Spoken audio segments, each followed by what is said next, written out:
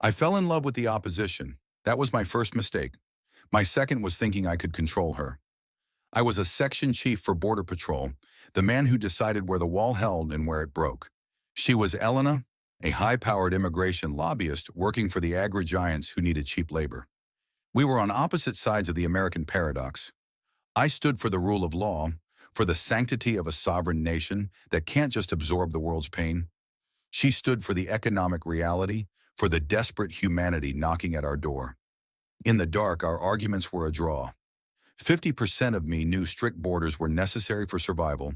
The other 50% knew she was right, that hunger recognizes no flags. But God, she was a distraction. Elena wasn't just beautiful. She was a weapon wrapped in silk.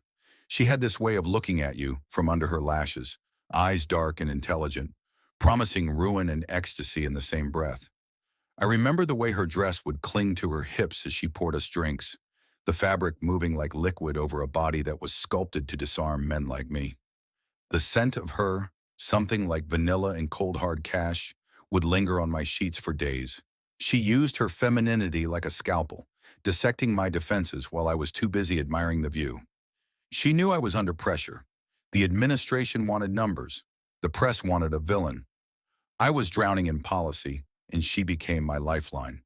But she was feeding me poison. While I slept, exhausted from holding the line, she was going through my briefs.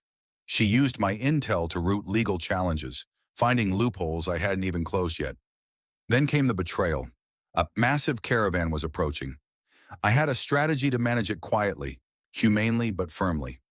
Elena leaked a distorted version of my plan to the press. She painted me as a monster to force a legislative compromise that benefited her corporate clients. She left me the night the scandal broke, walking out our door and into the waiting car of a senator who championed open borders. She didn't even look back. She just adjusted her coat, her silhouette sharp and devastating, leaving me to face the internal investigation alone.